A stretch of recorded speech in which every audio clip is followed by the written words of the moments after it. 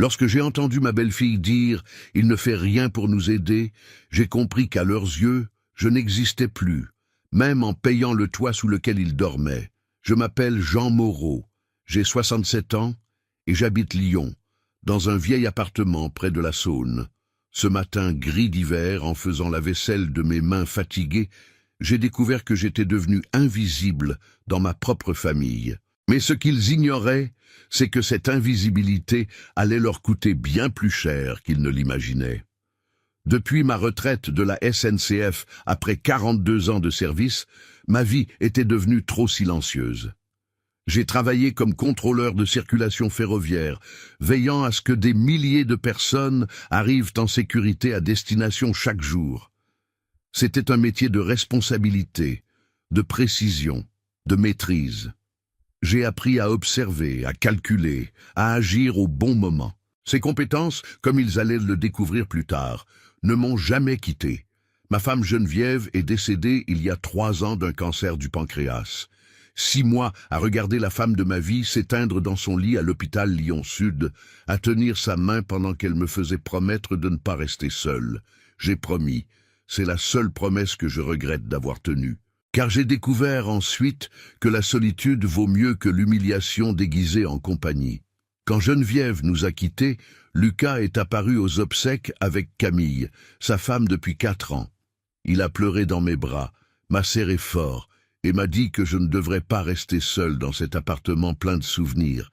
Il a dit que ce serait temporaire, juste le temps que je me remette du deuil.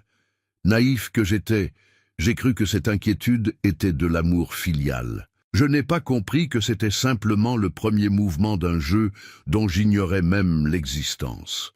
Leur appartement se trouvait à la Croix-Rousse, ce quartier bohème de Lyon, dans un immeuble du 19e siècle avec des escaliers étroits et sans ascenseur.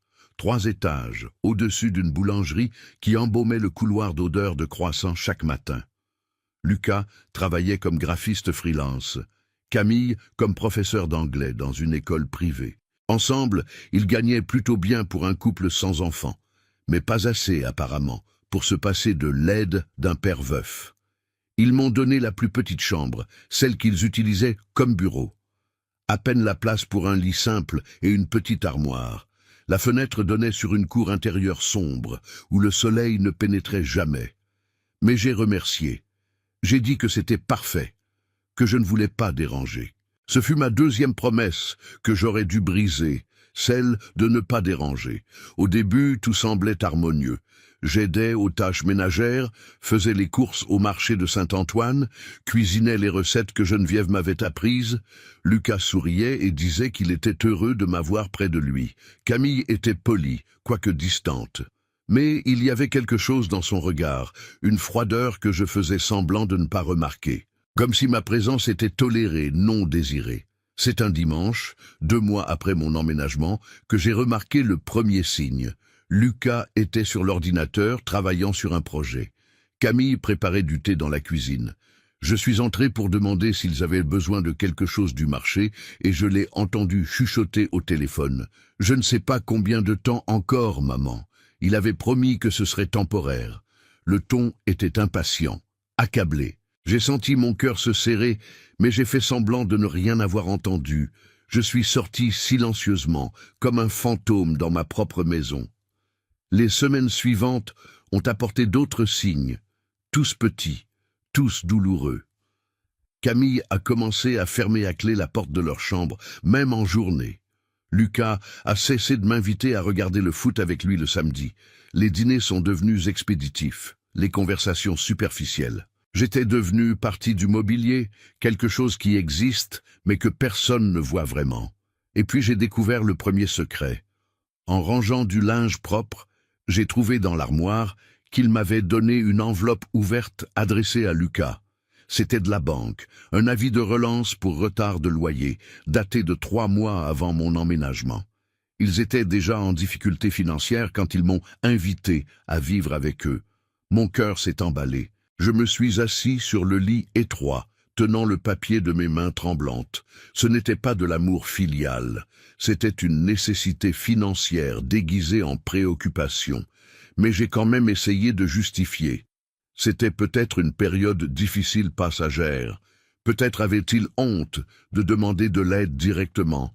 Peut-être devrais-je proposer de contribuer, faire comme si c'était mon idée. C'est ainsi que j'ai commencé à payer leur loyer. La semaine suivante, pendant le dîner, j'ai mentionné négligemment que ma retraite de la SNCF était confortable, que je n'avais pas beaucoup de dépenses, que j'aimerais contribuer aux charges de la maison. Lucas a regardé Camille. Elle a acquiescé presque imperceptiblement. Il a accepté avec un sourire qui n'a pas atteint ses yeux. Le montant était de 1450 € par mois. Ce n'était pas négligeable, mais ma retraite était de 2800 €. Je pourrais vivre avec le reste, pensais-je. C'était ma contribution, ma façon de ne pas être un poids, de gagner ma place dans cette maison, comme je me trompais. Car ce que je n'ai pas compris à ce moment-là, c'est qu'en proposant de l'argent, j'étais devenu non pas un membre de la famille, mais un locataire invisible. Pire encore, un investissement qu'il voulait rentabiliser avec le minimum de retour affectif. Les mois se sont transformés en années. Le premier paiement a mené au 2e, au 10e, au 20e. Chaque fois que je virais l'argent, j'espérais un remerciement, une reconnaissance. Je ne recevais que du silence. Le loyer est devenu attendu, obligatoire, invisible, comme moi. Camille a commencé à faire des remarques subtiles. Quand je laissais une tasse dans l'évier, « Jean, en France, on apprend à nettoyer ce qu'on salit. » Quand je regardais la télévision dans le salon, « Vous n'avez rien à faire dans votre chambre ?» Quand je toussais la nuit, « Vous devriez peut-être consulter un médecin, ce bruit est gênant. » Lucas ne la contredisait jamais. Il détournait simplement le regard, gêné mais silencieux. Le silence d'un fils qui a choisi sa femme plutôt que son père. Et je comprenais d'une certaine façon. En France, on dit que l'homme quitte père et mère pour s'unir à sa femme. Mais cela signifie-t-il abandonner toute dignité, tout respect pour ceux qui vous ont élevé? C'est lors d'un dîner de Noël, il y a exactement 2 ans, que la situation est devenue intenable pour la première fois. J'avais préparé un bœuf bourguignon, la recette spéciale de Geneviève, cuisinant toute la journée pour que la viande soit parfaite. J'avais mis la table avec une belle nappe que j'avais apportée de chez moi, allumé des bougies, essayé de créer un moment familial. Camille est rentrée de chez sa mère, a regardé la table et a dit « Jean, vous n'auriez pas dû vous donner cette peine.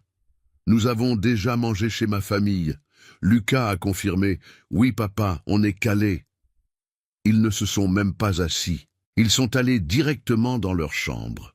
Je suis resté seul à cette table, avec le bœuf bourguignon qui refroidissait, les bougies qui se consumaient, et le poids d'une vérité que je ne voulais pas accepter. Je n'étais pas de la famille. J'étais un étranger qui payait pour exister dans un coin sombre d'un appartement qui ne serait jamais mon foyer. Mais je continuais quand même à payer, à nettoyer, à faire semblant que tout allait bien. Que pouvais-je faire d'autre? Retourner dans mon appartement vide à Villeurbanne, rempli de souvenirs de Geneviève, admettre que mon fils unique ne voulait pas de moi?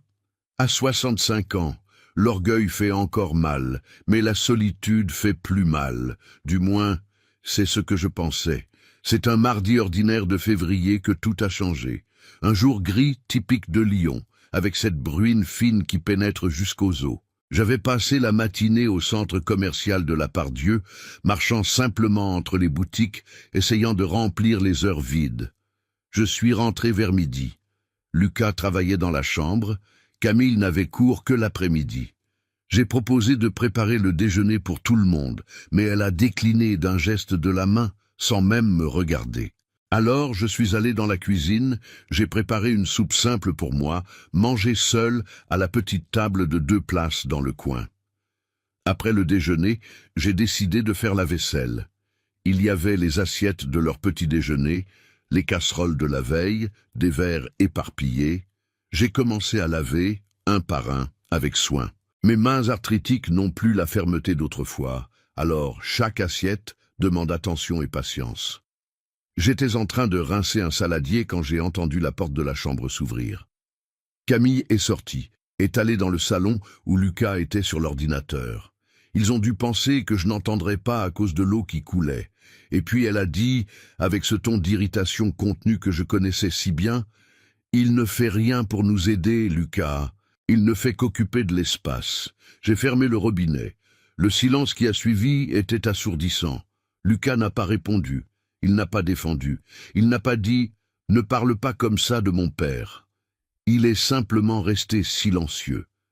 Et c'est dans ce silence que quelque chose s'est brisé en moi. Ce n'était pas de la colère, ce n'était pas de la peine, c'était de la clarté. Une clarté froide et cristalline, comme l'eau qui s'écoulait de mes mains.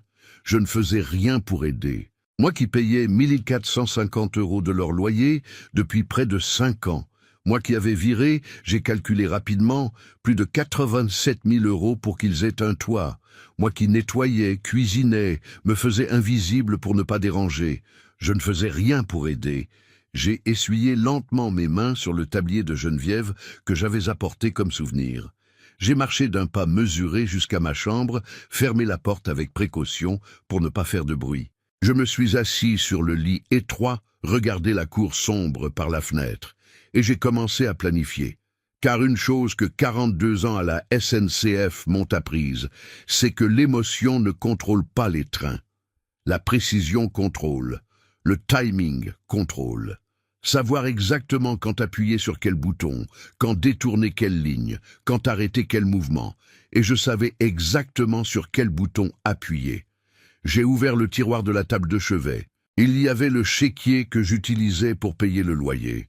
J'avais toujours tenu à payer par chèque, pas par virement. J'aimais la formalité, la trace physique. Je réalisais maintenant qu'il y avait une autre raison, le contrôle. J'ai pris mon téléphone portable, un modèle simple que Lucas m'avait offert à Noël dernier, probablement avec mon propre argent, ai-je pensé amèrement. J'ai appelé ma banque, la Caisse d'épargne Rhône-Alpes. La conseillère, une jeune femme nommée Sophie, qui avait toujours été aimable avec moi, a répondu « Monsieur Moreau, bonjour. Comment puis-je vous aider ?» Ma voix est sortie calme, contrôlée. « Sophie, je dois faire opposition à un chèque. »« Bien sûr, monsieur. Quel numéro ?» J'ai donné le numéro du dernier chèque que j'avais rempli mais pas encore remis. C'était celui de mars que je devais leur donner la semaine suivante. « Pouvez-vous faire l'opposition immédiatement, s'il vous plaît ?»« Un problème, monsieur Moreau. Perte, vol. » J'ai hésité. Puis j'ai dit simplement « changement de circonstances ». « Je comprends. C'est fait. Autre chose ?» J'ai respiré profondément. « Oui. Je veux également annuler l'autorisation permanente d'émission de chèques pour cette même personne. Tous les paiements futurs doivent être automatiquement bloqués. » Il y a eu une pause. « Vous êtes sûr, monsieur ? Je vois ici que ce sont des paiements réguliers depuis 5 ans ? » J'en suis absolument certain, Sophie. 5 ans, c'est bien assez. Après avoir confirmé les détails de sécurité, j'ai raccroché. J'ai rangé le téléphone. Je suis resté assis dans la pénombre de la chambre, écoutant les bruits de la maison, Camille sortant pour donner ses cours, Lucas tapant sur son ordinateur, leur vie continuant sans savoir que le sol sous leurs pieds venait de disparaître. Je n'ai ressenti aucune satisfaction, pas de sentiment de vengeance, seulement un soulagement. Comme si un poids que je portais depuis des années venait enfin d'être retiré de mes épaules.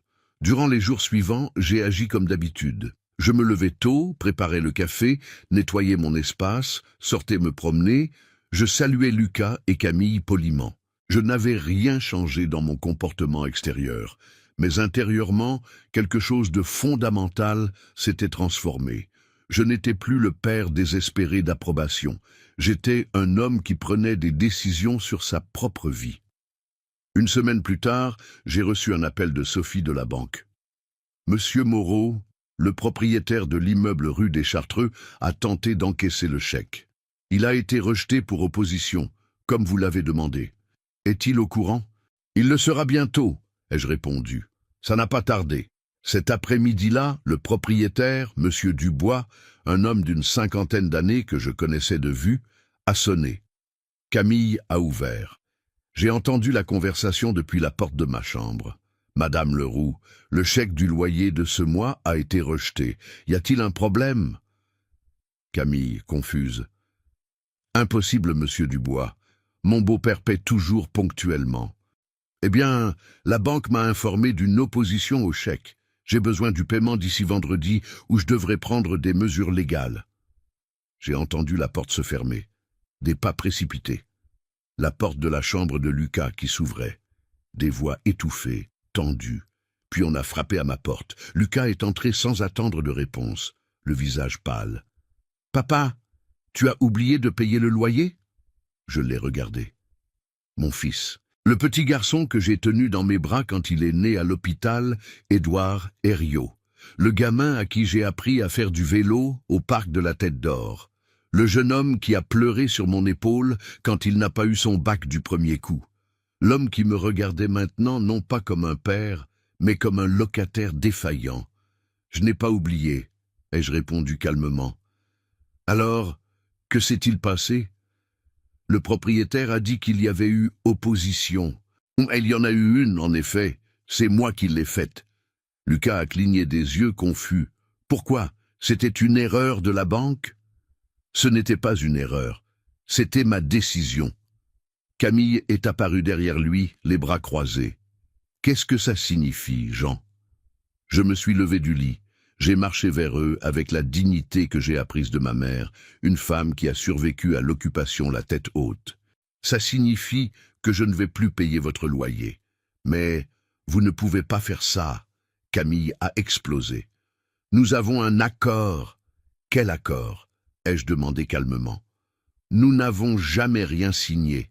Vous n'avez jamais rien demandé formellement. J'ai proposé de contribuer quand j'ai emménagé ici, pensant que c'était temporaire. 5 ans plus tard, je suis toujours dans la chambre d'amis, toujours traité comme un intrus dans la maison que je paie. Lucas a ouvert la bouche, l'a refermée. Il a essayé de parler. « Papa, si c'est à cause de cette discussion… » Ce n'est pas à cause d'une discussion, Lucas. C'est à cause de 5 ans de discussions qui n'ont jamais eu lieu. 5 ans de petits manques de respect que j'ai avalés parce que j'avais peur de la solitude. 5 ans à payer pour être toléré dans la vie de mon propre fils. Camille a fait un pas en avant, le visage rouge. « Vous êtes injuste. Nous vous avons accueilli quand vous étiez seul. » Accueilli? J'ai répété le mot comme s'il était venimeux. Vous m'avez donné la plus petite chambre de la maison. Vous me traitez comme une gêne. Vous ne m'incluez jamais dans les décisions. Vous me faites sentir que je dérange à chaque respiration. Ce n'est pas de l'accueil, Camille. C'est de la tolérance achetée. Nous n'avons jamais demandé votre argent, a-t-elle crié. Vous ne l'avez pas demandé avec des mots. Vous l'avez demandé avec des attitudes, avec des regards, avec des silences, avec la façon dont vous me faites sentir que chaque euro que je dépense pour vous est le prix à payer pour ne pas être complètement mis au rebut. Lucas a finalement retrouvé sa voix, mais elle était faible. « Papa, ce n'est pas vrai. »« Ah non ?» Je l'ai regardé droit dans les yeux. « Alors, pourquoi ne me défends-tu jamais quand elle dit du mal de moi ? Pourquoi ne m'invites-tu plus jamais à rien? Pourquoi me traites-tu comme un hôte indésirable dans la maison que je paie depuis 5 ans ?» Silence. « Combien ?» Camille a demandé abruptement. « Comment ? Combien avez-vous payé au total, puisque vous faites les comptes ?» La froideur dans sa voix m'a coupé le souffle un instant. Mais j'ai répondu « 87 000 €, 1 450 par mois pendant 60 mois. Je peux vous montrer les relevés si vous voulez. » Elle a pâli. Lucas s'est appuyé contre le chambranle. « Et je ne demande pas à être remboursé, » ai-je continué. « Considérez ça comme un cadeau. Un cadeau très cher pour une leçon très précieuse. J'ai appris que parfois, la pire solitude n'est pas d'être seul, c'est d'être entouré de gens qui vous rendent invisible. » « Alors qu'est-ce que vous allez faire ?»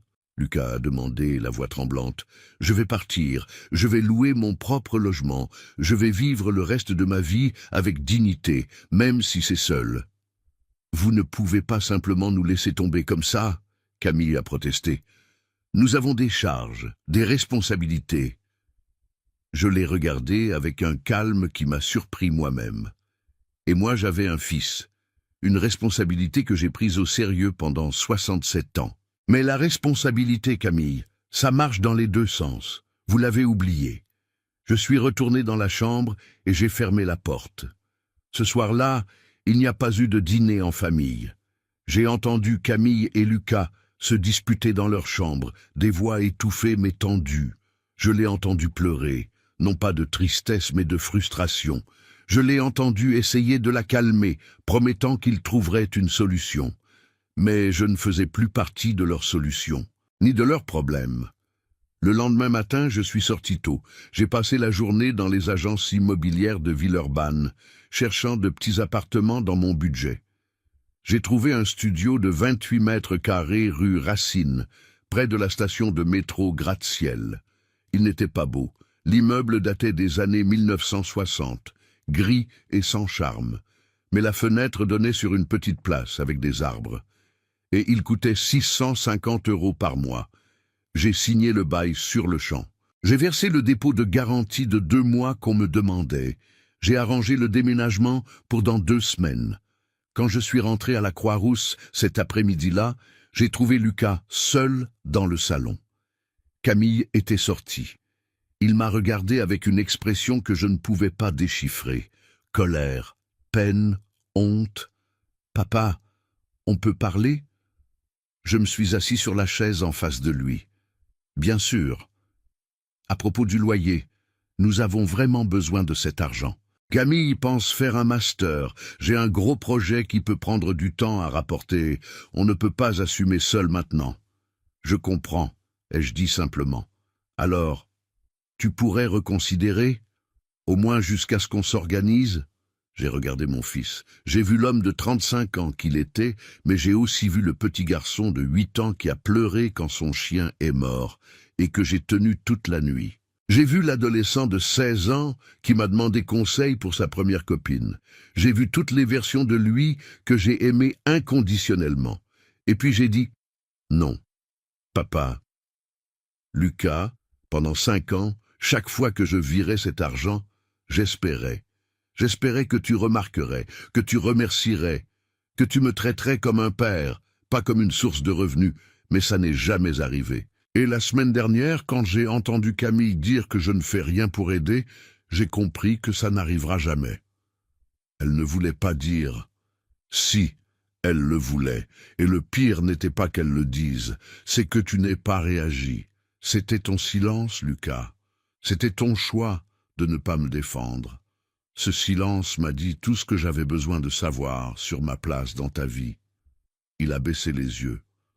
Il n'a pas nié.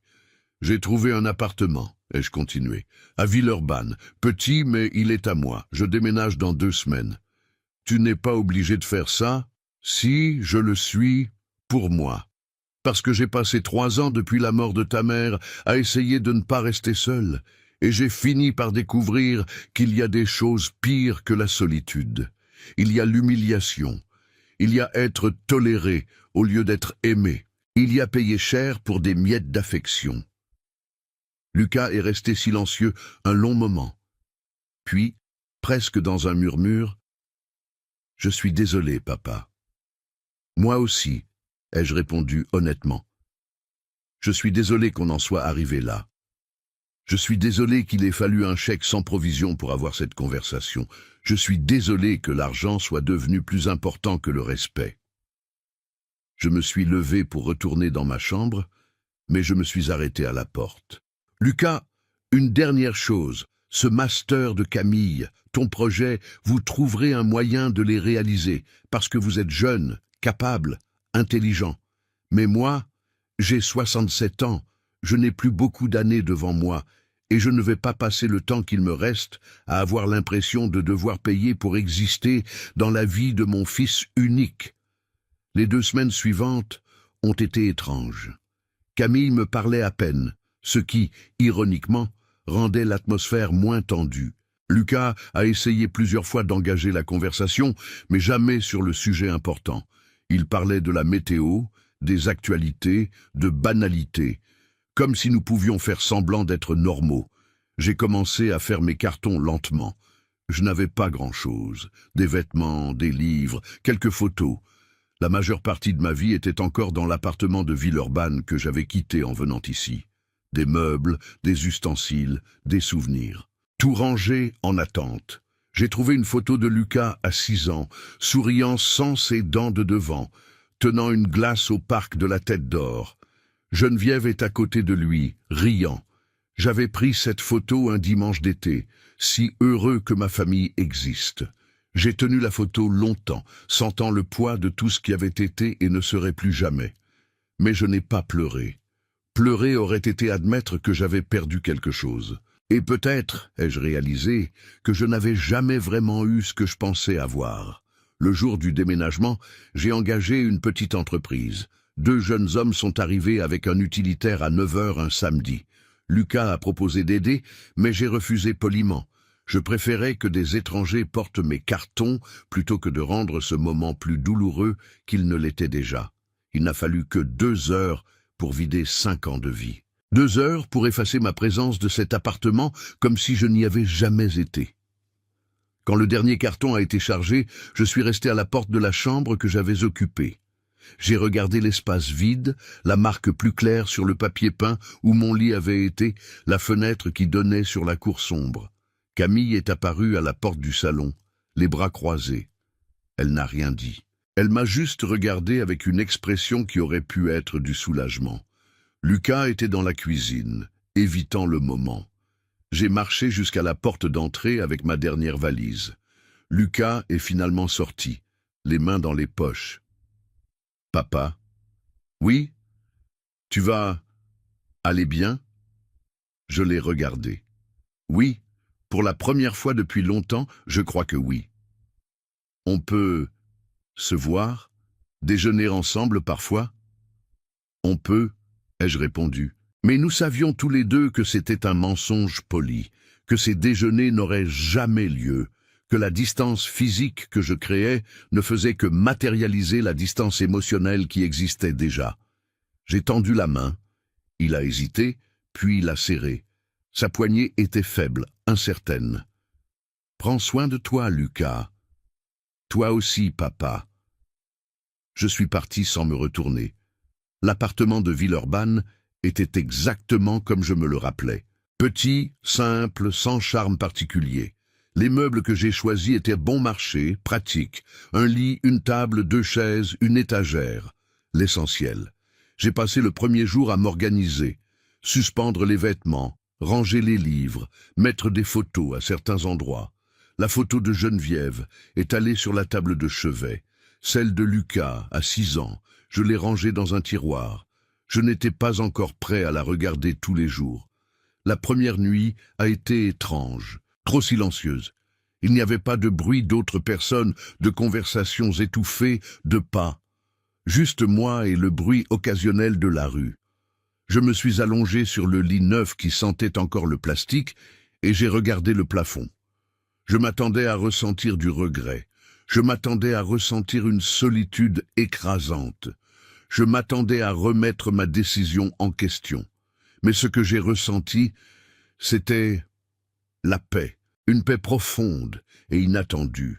Parce que pour la première fois en 5 ans, j'étais dans un endroit où je n'avais pas besoin de m'excuser d'exister, où je n'avais pas besoin de rester silencieux pour ne pas déranger, où je n'avais pas besoin de calculer chaque mouvement pour ne pas déplaire. C'était à moi. C'était petit, c'était humble, mais c'était à moi. J'ai mieux dormi cette nuit-là que je n'avais dormi depuis des mois. Les premiers jours ont été une période d'adaptation. J'ai appris la routine du quartier. La boulangerie au coin où Monsieur Petit, le propriétaire, me saluait par mon nom. Le petit Carrefour Express où je faisais mes courses. La petite place où je m'asseyais pour lire le matin. J'ai découvert que Villeurbanne, bien que considéré comme moins charmant que Lyon, avait sa propre vie. Il y avait des jeunes familles, des immigrés de diverses parties du monde, des étudiants. Il y avait du mouvement, de la diversité, une réalité crue que la Croix-Rousse bohème essayait de cacher. Et j'aimais ça. J'aimais ne pas avoir à feindre la sophistication. Pouvoir être simplement Jean, le retraité de la SNCF, sans attente ni jugement. 2 semaines après mon déménagement, Lucas m'a envoyé un message. « Papa, comment vas-tu ? Tout va bien dans le nouvel appartement ?» J'ai répondu Tout va très bien. Et vous? On s'adapte. On a réussi à négocier avec le propriétaire. Il a accepté de recevoir en 2 fois ce mois-ci. Tant mieux. Papa, tu veux déjeuner dimanche? On pourrait se retrouver quelque part? J'ai regardé le message longtemps. Une partie de moi voulait dire oui, voulait croire qu'on pourrait reconstruire quelque chose, que ce déjeuner serait différent, que Lucas me verrait enfin. Mais la partie la plus sage, la partie qui avait appris dans la douleur, connaissait la vérité. Savait que ce déjeuner serait gêné, qu'on parlerait de banalité, qu'il me demanderait comment j'allais, je lui demanderais comment allait son travail, et sous la surface polie, le gouffre resterait. J'ai répondu « Merci de l'invitation, mais j'ai déjà quelque chose de prévu, peut-être une autre fois. » Il n'a pas insisté. Les semaines se sont transformées en mois. Le printemps est arrivé à Lyon avec ses fleurs et ses jours plus longs. J'ai établi une routine simple, mais satisfaisante. Je me levais tôt, me promenais au parc de la Tête d'Or, rentrais prendre mon café, lisais, préparais le déjeuner, passais l'après-midi à diverses activités. J'ai commencé à fréquenter un club d'échecs pour seniors au centre communautaire de Villeurbanne. J'y ai rencontré Maurice, un ancien professeur de mathématiques de 72 ans, veuf comme moi. Nous jouions aux échecs 2 fois par semaine et parlions de tout et de rien. Il ne m'a jamais interrogé sur ma famille, et j'appréciais cette discrétion toute française. Je me suis aussi inscrit à un cours d'histoire de l'art à l'université ouverte du 3e âge. J'avais toujours aimé l'art, mais je n'avais jamais eu le temps de l'étudier sérieusement. Maintenant, j'en avais. Les cours avaient lieu le jeudi matin, et après, certains d'entre nous allions prendre un café et discuter de ce que nous avions appris. Ma vie était devenue plus petite en portée, mais plus grande en signification. Chaque petite activité était mon choix, pas une obligation. Chaque personne que je rencontrais me voyait comme un individu complet, pas comme une gêne ou une source de revenus. Lucas m'envoyait des messages occasionnels, anniversaires, jours fériés, des réponses courtes et polies, la communication minimale nécessaire pour maintenir l'illusion d'une relation sans le poids réel d'une vraie. Camille ne m'a jamais contacté. Je ne m'y attendais pas. C'était un jour de juin, 3 mois après mon déménagement, quand j'ai reçu un appel inattendu, numéro inconnu. « Allô? Monsieur Moreau? Ici, monsieur Dubois, le propriétaire de l'appartement rue des Chartreux. » Mon cœur s'est emballé. « Oui? Excusez-moi de vous déranger, mais je dois vous parler du couple Leroux. Ils ne sont plus de ma responsabilité, monsieur. Je sais, mais ils ont 3 mois de retard sur le loyer. J'ai essayé de négocier, j'ai accordé des délais, mais rien. Je vais devoir lancer une procédure d'expulsion. Je voulais juste vous en informer au cas où, au cas où vous voudriez le savoir. » J'ai fermé les yeux. J'ai senti un poids dans ma poitrine que je n'attendais pas. « Merci de m'avoir informé, mais il n'y a rien que je puisse faire. »« Je comprends. Désolé de vous avoir dérangé. Bonne chance, monsieur. » J'ai raccroché et je suis resté assis sur la chaise du salon, regardant par la fenêtre. Dehors, des enfants jouaient sur la petite place.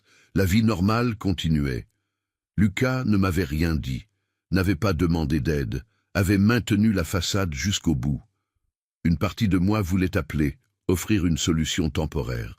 La partie qui était encore père, qui s'inquiétait encore, mais la partie la plus forte, la partie qui avait appris à se respecter, savait que je ne devais pas, qu'aider maintenant ne ferait que répéter le cycle, que ce serait enseigné que le manque de respect est récompensé, qu'il pourrait me maltraiter et compter quand même sur mon argent quand il en aurait besoin. Alors je n'ai rien fait, j'ai juste continué ma routine. Je suis allé au club d'échecs, aux cours d'histoire de l'art, aux promenades dans le parc. 2 semaines plus tard, Lucas est apparu sans prévenir. Il a sonné et j'ai à peine reconnu quand j'ai ouvert la porte. Il était plus maigre, avec de profondes cernes, des vêtements froissés. « Papa, je peux entrer ?» J'ai hésité, puis je lui ai fait de la place. Il est entré, a regardé autour du petit appartement mais organisé. Il s'est assis sur la chaise que je lui ai offerte, a refusé le café. On va être expulsé, a-t-il dit sans détour. Je sais. Le propriétaire m'a appelé. Et tu n'allais rien faire? Je l'ai regardé calmement. Qu'est-ce que tu attendais que je fasse, Lucas? Je ne sais pas. Peut-être aider. On est une famille. Famille, j'ai répété le mot. Tu sais quand j'ai appris ce que ce mot signifiait vraiment? Quand ta mère était mourante, elle me tenait la main, même quand la douleur était insupportable, et elle disait « Merci d'être là », comme s'il y avait un autre endroit où j'aurais pu être, comme si prendre soin d'elle était une faveur, pas de l'amour. Ça, c'est la famille. Une présence inconditionnelle, un respect mutuel, pas de la tolérance achetée. Je sais qu'on a fait des erreurs. Vous n'avez pas fait d'erreur, Lucas, vous avez fait des choix. Vous avez choisi de me traiter comme un locataire au lieu d'un père. Vous avez choisi d'accepter mon argent, mais pas ma compagnie. Vous avez choisi, à plusieurs reprises, pendant 5 ans, de me faire sentir que j'étais un poids au lieu d'une bénédiction. Camille, elle était stressée, elle avait des pressions. Ne rejette pas tout sur elle. Tu es resté silencieux. Chaque fois qu'elle m'a manqué de respect, tu as choisi ton confort, plutôt que ma dignité. Ce silence était ton choix. Il a baissé la tête, les mains tremblantes. Qu'est-ce qu'on va faire? Vous allez trouver un appartement plus petit, moins cher. Vous allez réduire vos dépenses. Camille va reporter son master. Tu vas accepter des petits boulots. Vous allez vous débrouiller comme le font les adultes. Et si on n'y arrive pas, vous y arriverez, parce que vous êtes jeune, en bonne santé, capable. Vous avez des décennies devant vous pour reconstruire. Moi, j'ai peut-être 10, 15 ans si j'ai de la chance, et je ne vais pas passer ce temps à sauver ceux qui ont choisi de me couler. Lucas s'est levé, les yeux rouges. Alors, c'est ça? C'est fini? Je ne sais pas, mon fils. Ça dépend de toi. Si tu apprends que les relations ne survivent pas sur l'argent seul, que le respect n'est pas optionnel, qu'un père n'est pas une banque, alors peut-être un jour nous pourrons reconstruire quelque chose de vrai. Mais d'ici là quoi? D'ici là, vous réglez vos problèmes, je vis ma vie, et quand tu seras prêt à me traiter comme un vrai père, pas comme une solution financière, ma porte sera ouverte. Il a hoché la tête lentement, vaincu. Il a marché jusqu'à la porte, s'est arrêté. Je suis vraiment désolé, papa. Moi aussi, Lucas. Mais les regrets ne suffisent pas. Le changement, si.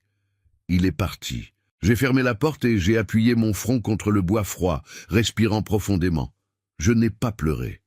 Mais j'ai senti le poids de choisir moi-même plutôt que mon fils. C'est un poids qu'aucun père ne devrait porter, mais parfois c'est le seul chemin pour survivre avec dignité. Les mois suivants ont apporté des nouvelles par le réseau de connaissances. Lucas et Camille ont déménagé dans un appartement plus petit à Volx-en-Velin, une banlieue plus modeste. Il a pris un emploi fixe dans une agence de publicité, abandonnant le freelance instable. Elle a reporté son master indéfiniment. Je n'ai ressenti aucun plaisir à ces informations. Ce n'était pas la vengeance que je cherchais. C'était juste les conséquences. La vie enseignant ce que je n'avais pas réussi à enseigner. Et moi? J'ai continué ma petite vie, mais significative. Je me suis fait des amis au club d'échecs. J'ai terminé le cours d'histoire de l'art et me suis inscrit à un autre sur la littérature française. J'ai commencé à faire du bénévolat dans un centre de lecture pour enfants, lisant des histoires le samedi. J'ai découvert qu'une bonne vie n'a pas besoin d'être grande. Elle doit être authentique. Parfois, en me promenant dans le parc, je voyais des pères avec leurs fils adultes, riant ensemble, visiblement proches. Je ressentais une pointe d'envie, de perte. Je pensais à ce qui aurait pu être différent. Mais alors, je me rappelais la sensation de faire la vaisselle ce jour de février, d'entendre « il ne fait rien pour nous aider » et d'avaler l'humiliation une fois de plus. Et je savais que j'avais fait le bon choix. Parce que la dignité, ai-je découvert, n'est pas négociable. Pas même pour l'amour d'un fils. L'hiver suivant, presque un an après mon déménagement, Lucas m'a envoyé un message différent. Ce n'était pas un vœu de fête ou une question superficielle. « Papa, je peux venir te voir, il faut que je te parle, vraiment cette fois. » J'ai hésité. Les souvenirs de la dernière visite faisaient encore mal, mais quelque chose dans le ton du message était différent. « Tu peux venir dimanche après-midi. » Il est arrivé à 14 heures, apportant une tarte qu'il avait clairement achetée à la boulangerie Petit au coin de la rue. Nous nous sommes assis à la petite table de la cuisine, buvant le café que j'avais préparé. Pendant un long moment, aucun de nous n'a parlé. Puis Lucas a commencé. « Camille et moi, on s'est séparés. » Ce n'était pas une surprise, mais j'ai quand même ressenti l'impact. Je suis désolé. Ne le sois pas. C'était nécessaire. J'ai réalisé beaucoup de choses ces derniers mois. Sur elle, sur moi, sur nous, et surtout sur la façon dont je t'ai traité. Je suis resté silencieux, le laissant continuer. Quand on a perdu l'appartement, quand on a dû tout recommencer de zéro, j'étais en colère contre toi. Je trouvais injuste que tu aies coupé l'aide comme ça, du jour au lendemain. Mais ensuite, en vivant dans ce petit appartement, en travaillant dans ce boulot que je trouvais en dessous de moi, en devant tout payer avec notre propre argent, j'ai compris. Compris quoi? Que tu ne nous devais rien. Que ces 87 000 € n'étaient pas une obligation pour toi, c'était un cadeau. Et on l'a traité comme un dû. On t'a traité comme un moyen, pas comme une personne, comme un père-banque, pas comme un père-père. Ces mots faisaient écho à ce que je ressentais, mais n'avaient jamais clairement verbalisé. Continue. Camille a toujours eu cette vision que les parents doivent s'occuper de leurs enfants pour toujours. Que c'est leur obligation de tout donner, même quand les enfants sont déjà adultes. Et moi, je l'ai laissé me convaincre de ça. J'ai laissé notre relation se transformer en transaction. Et maintenant j'apprends à vivre vraiment, sans filet de sécurité, sans attendre que quelqu'un règle mes problèmes. Et c'est dur, papa, c'est très dur, mais c'est honnête. J'ai regardé mon fils. J'ai vu la fatigue, mais aussi quelque chose que je n'avais pas vu depuis des années, de la sincérité. Pourquoi me racontes-tu ça? Parce que je veux m'excuser, vraiment. Pas des excuses du genre « je suis désolé que tu te sois senti comme ça », mais des excuses du genre « j'avais tort, j'ai mal agi, je t'ai blessé et je n'ai aucune justification ». J'ai senti quelque chose bouger dans ma poitrine. Ce n'était pas un pardon immédiat. C'était une possibilité. Et qu'est-ce que tu veux de moi maintenant? Il m'a regardé droit dans les yeux. Rien, je ne veux pas d'argent, je ne veux pas d'aide, je veux juste, peut-être, une chance de connaître mon père à nouveau, pas comme un pourvoyeur, mais comme une personne, si tu es d'accord. Je suis resté silencieux, réfléchissant. Une partie de moi voulait protéger l'équilibre difficile que j'avais construit, la paix que j'avais trouvée seule. La peur d'ouvrir la porte et d'être à nouveau blessé était réelle. Mais une autre partie, la partie qui n'avait jamais cessé d'être père, voulait y croire, voulait une chance de reconstruire quelque chose de vrai avec mon fils. Ça ne sera pas rapide, ai-je dit finalement, et ça ne sera pas comme avant, parce que avant était fondé sur de mauvaises choses. Il faudrait que ce soit quelque chose de nouveau. Je sais. Et je ne paierai plus vos factures. Je ne serai plus la solution à tes problèmes. Si tu es là, ça doit être parce que tu veux ma compagnie, pas mon portefeuille. C'est ce que je veux, seulement ça. J'ai respiré profondément. Alors on peut essayer, lentement, sans attente, juste, essayer de se connaître à nouveau. Il a hoché la tête, les yeux brillants de larmes retenues. Merci, papa. Nous avons pris encore du café. Nous avons parlé de choses simples. Mon club d'échecs, son nouveau travail, la tarte qu'il avait apportée. Rien de profond, rien de lourd, juste une conversation de père et fils. Quand il est parti, il faisait déjà sombre dehors, il m'a embrassé. C'était différent des embrassades précédentes. Cela avait un poids réel, une vraie intention. « Je peux revenir la semaine prochaine ?» a-t-il demandé à la porte. « Tu peux. » Et il est revenu. Pas la semaine suivante, mais celle d'après. Et puis encore. Des rencontres courtes, simples, des promenades dans le parc, Du café à la boulangerie Petit, des parties d'échecs dans mon club, où Maurice l'a reçu avec une curiosité polie. Ce n'était pas une relation parfaite. Il y avait des moments de silence inconfortable, des souvenirs non résolus flottant entre nous. Mais c'était honnête, c'était réel, c'était construit sur le respect mutuel, pas sur l'obligation financière. Il a fallu des mois avant que je sente que nous pouvions parler du passé sans douleur aiguë. C'était un après-midi de printemps, presque 1 an et demi après mon déménagement, assis sur le banc préféré au parc de la Tête d'Or. « Papa, je peux te poser une question ?» « Bien sûr. Quand tu as décidé de couper le loyer, tu savais que ça nous mettrait dans cette situation difficile. » J'ai regardé le lac où les canards nageaient tranquillement. Je savais qu'il y aurait des conséquences. Je ne savais pas exactement lesquelles. Mais oui, je savais que vous auriez des difficultés. Et tu l'as quand même fait. Je l'ai quand même fait. Parce que Lucas, pendant 5 ans, j'ai fait passer ton confort avant ma dignité.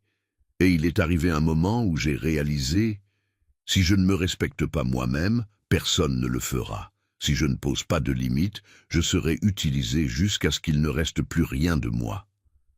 Tu penses qu'on a été cruel intentionnellement ? J'ai réfléchi soigneusement. Non, je pense que vous avez été négligent.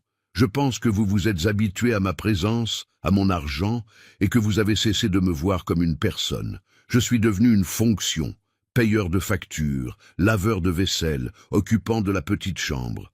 Pas un père, pas Jean, pas un individu avec des sentiments et des besoins propres. Il est resté silencieux, assimilant. Puis, comment as-tu supporté si longtemps ? La peur, la solitude, le souvenir de ta mère me faisant promettre de ne pas rester seul. Il m'a fallu du temps pour comprendre que la solitude physique vaut mieux que la solitude émotionnelle dans une maison pleine de monde.